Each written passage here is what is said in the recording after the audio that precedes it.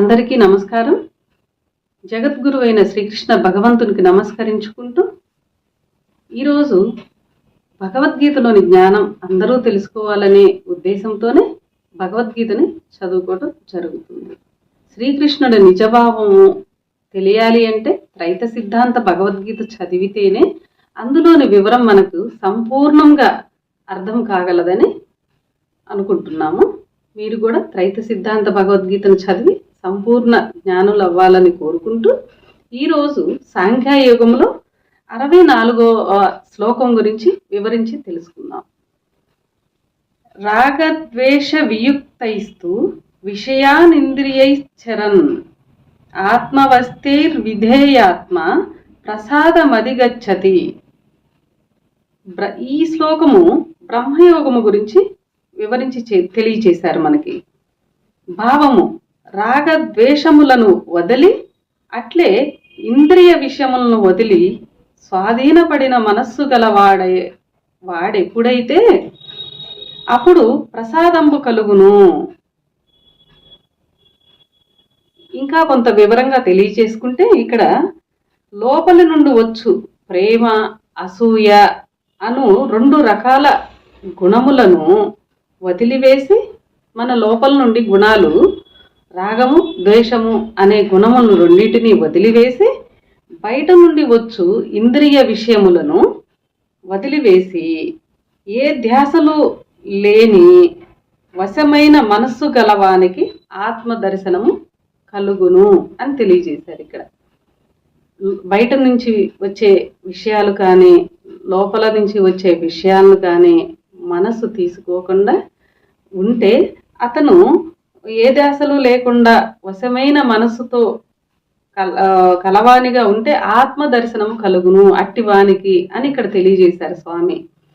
ఇక్కడ రాగద్వేషములు అంటే ప్రేమ అసూయలు అని అర్థము అను మాట వచ్చినది. రాగద్వేషములను మాట వచ్చింది కదా. కావున గుణముల గురించి పూర్తిగా తెలియవలసి ఉన్నది. మనకు గుణముల గురించి పూర్తిగా తెలుసుకోవాల్సిన ఉన్నదంట అవసరం. ఇక్కడ మన శరీరమునందు షట్వర్గము అను 6 గుణముల గుంపు పేరుగాంచి ఉన్నది. మన శరీరమునందు షట్వర్గము అను 6 గుణముల గుంపు పేరుగాంచి ఉన్నది. అవి కామ క్రోధ లోభ మోహ మద మత్సరమను గుణములు. ఇవి 6 చెడును సూచించు గుణములుగా ఉన్నవి. ఇప్పుడు మనం తెలుసుకున్నది ఈ గుణములున్న వారిని అసురులని, కామ క్రోధ మద లోప మత్సరములు 6 గుణములు. ఈ గుణములున్న వారిని అసురులని అనేవారు. ఈ గుణముల కంటే వ్యతిరేక గుణములున్న వారిని దేవతలని, వ్యతిరేక గుణములు మంచి గుణములు అంటాం కదా, ఆ మంచి గుణములు ఉన్న వారిని దేవతలని గీత యందు తర్వాత అధ్యాయములో మనకి తెలపబడుచున్నది. చెడును పాపమును అంటే చెడు అంటే పాపమును కలిగించు కామ క్రోధ మద లోప మోహ మద మత్సరములను గుణములను అందరికీ తెలియనట్లు పెద్దలు ఎక్కువగా ప్రచారం చేశారంట. ఈ పాపము కలిగించే గుణములని పెద్దలు అందరికీ తెలియజేయాలనే ఉద్దేశంతోనే ఎక్కువగా ప్రచారం చేశారంట.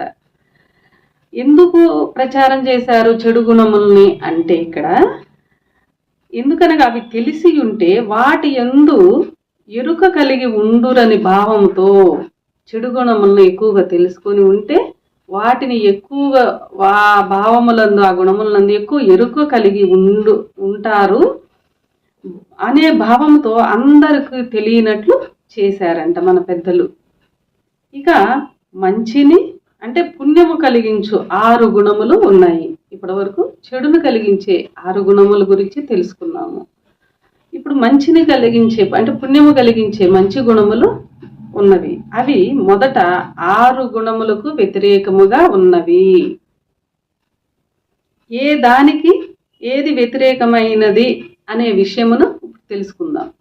6 మంచి గుణములు 6 చెడు గుణములు ఉన్నాయని మనం భగవద్గీత ద్వారా భగవంతుడు చెప్పాడు కదా, తెలుసుకున్నాం.